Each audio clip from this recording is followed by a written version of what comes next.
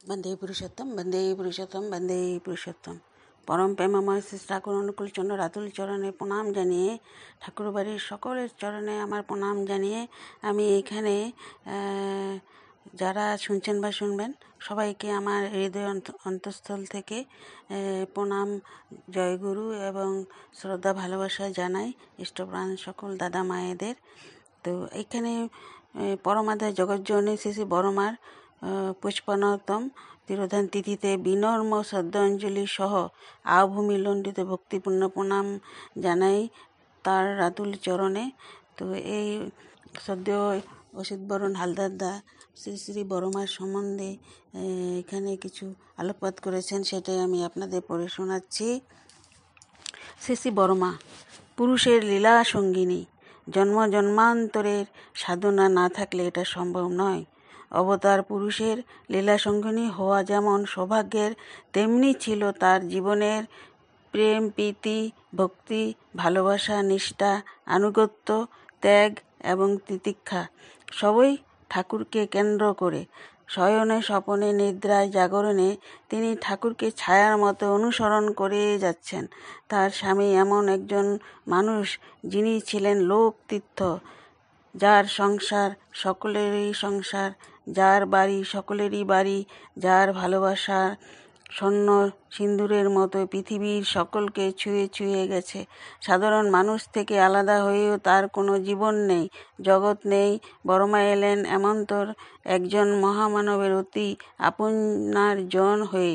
দেখলেন, বুঝলেন, জয় করে নিলেন তার স্বামীর হৃদয়, ত্যাগে, প্রেমে, ভক্তিতে, ভালোবাসায়। ঠাকুর বলতেন, বড় বউ না থাকলে তার লোকজীবন এতটা নিরুদ্বেগ হতো না। ঠাকুরের প্রতি বড়মার ছিল সদা সতর্ক দৃষ্টি। ঠাকুর হয়তো বসে আছেন অনেক দূরে কোনো তাঁবুর নিচে, বড়মা রান্না করছেন, কিন্তু ঠাকুর কতবার হাঁচি দিয়েছেন, কতবার কেসেছেন, তার সবই নজরে পড়েছে। স্নানের সময় এলে ঠাকুরকে বলছেন, আজ তোমার সর্দি কাশি একটু বেশি হয়েছে, স্নান না করাই ভালো। বড়মা ছিলেন খুব গোছালো স্বভাবের, কোনো কিছু তিনি ফেলে দিতেন না। এক টুকরা ছোট কাগজও তিনি সযত্নে রেখে দিতেন। বড়মার এই সংরক্ষণ স্বভাব বহুভাবে ঠাকুরের প্রয়োজনে পূরণে সাহায্য করেছে। একদিন ঠাকুর বড়মাকে বললেন, সেই দিনে সেই রং বেরঙের চকলেট দু একটা দিতে পারো? বড়মা সানন্দে জবাব দিয়ে বললেন, হ্যাঁ পারবো। কোথায় কিভাবে চকলেটগুলি রাখা হয়ে আছে তা বিবরণ দিয়ে রান্নার ব্রাহ্মণ যজ্ঞেশ্বরকে পাঠালেন বড়মা আনার জন্য। অনেক খোঁজাখুঁজির পর যজ্ঞেশ্বর ফিরে এলো খালি হাতে। বড়মা এবার বললেন, মই দিয়ে উপরে উঠে দেখবে দুইটি বিস্কুটের কৌটার মাঝখানে রয়েছে চকলেটের কৌটা। দুইবার চেষ্টা করেও যজ্ঞেশ্বর আনতে পারল না সেই চকলেটের কৌটা। অবশেষে যজ্ঞেশ্বরকে সঙ্গে নিয়ে বড়মা সেই চকলেটের কৌটা ঠাকুরের সামনে এনে দিলেন। ঠাকুর সেই কৌটা থেকে এই একটা একটা করে চকলেট মুখে দিলেন। তো সংসারে যাবতীয় বস্তুর অধিকারিণী হয়েও বিনা প্রয়োজনে খরচা করা, বেশি খরচা করা কিংবা অপচয় করা তার স্বভাব বিরুদ্ধ ছিল। শোনা যায়, ঘর ঝাড় দেওয়ার সময় যদি দুই একটা ডাল বা চাল পেতেন, তাও সযত্নে তুলে রাখতেন তিনি। বড়মাকে দেখেছি সব সময় ঘোমটা মাথায়, লাল পেরে সাদা শাড়ি, কপালে মাঝখানে ঝকঝকে লাল টিপ। চলনে বলনে রাশভারী হলেও মনে মনে হতো দরদি এবং স্নেহময়ী ছিলেন মনের দিক থেকে। কোনো বর কনে বিয়ের আশীর্বাদের জন্য আসলে বলতেন, লজ্জাই মেয়েদের অলংকার, লজ্জা রেখে চলো। একটা অ্যালুমিনিয়ামের ঘটিতে বড়মা জল খেতেন। ঘটিটি শত ধাক্কায় তার আসল রূপটি প্রায় হারিয়ে গেছিল, তবুও তিনি সেই ঘটিটি ফেলে দেন নাই।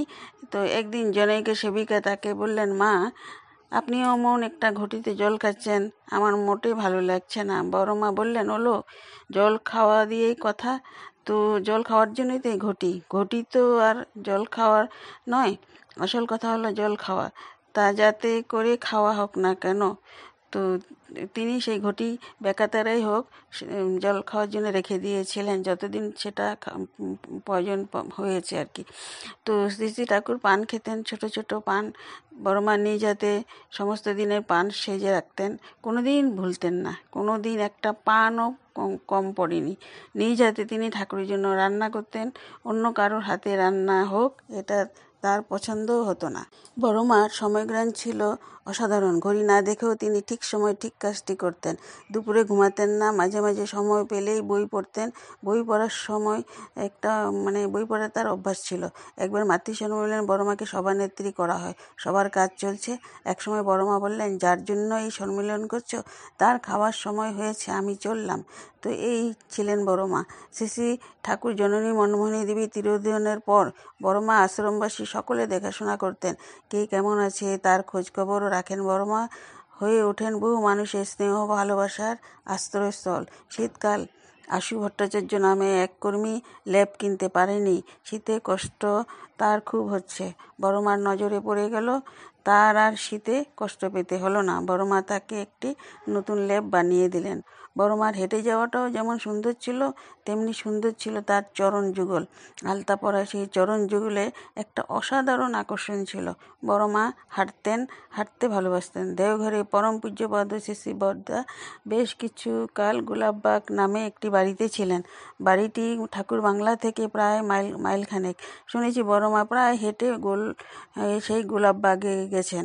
শ্রী ঠাকুর প্রায় বলতেন, বড় বউয়ের কাছে যখন যা চাওয়া যায় তাই পাওয়া যায়। ঠাকুরের তখন কোন জিনিসটা লাগতে পারে বুঝে বুঝে সবই বড় মা সংরক্ষণ করে রেখে দিতেন। ঠাকুরের প্রয়োজন পূরণে কোনো অবস্থাতে যাতে কোনো অসুবিধা না দেখা দেয় সেদিকে বড় মার দৃষ্টি ছিল সদা সতর্ক। দেওঘর ঠাকুর বাংলায় শ্রী ঠাকুর পার্লারে যখন থাকতেন তখন পার্লারের পাশে ছিল বড় মার ঘর। রাত্রে সবার আগে ঠাকুর মার ফটো, সরকার সাহেবের ফটো, অন্যান্য ফটোর দিকে তাকিয়ে বাপাস ফিরে শুয়ে শিশুর মতো বলতেন, আমি শুই। বড় মা মিষ্টি মধুর সুরে বলতেন, হ্যাঁ শো। ঠাকুরের মিষ্টি মধুর কথা এবং বড় মা সেই সুরেলা কথা আজও কানে বাজে রিনরিন করে। তো শ্রী বড় মা এটি লিখেছিলেন অসিত বরণ হালদার। তথ্যসূত্র আলোচনা শ্রাবণ 99। বড় মার জীবনী সম্বন্ধে কিছুটা সেই জানতে পারলাম, জগৎজননীর কথা। তো আপনাদের সাথে শেয়ার করলাম। জয়গুরু। আপনারা সবাই ভালো থাকেন, সুস্থ থাকেন এবং দয়ালের কাছে নিবেদন করি ইষ্টসল জীবন হোক। আরও এরকম কিছু তথ্য পেলে আপনাদের আমি জানাবো। জয়গুরু।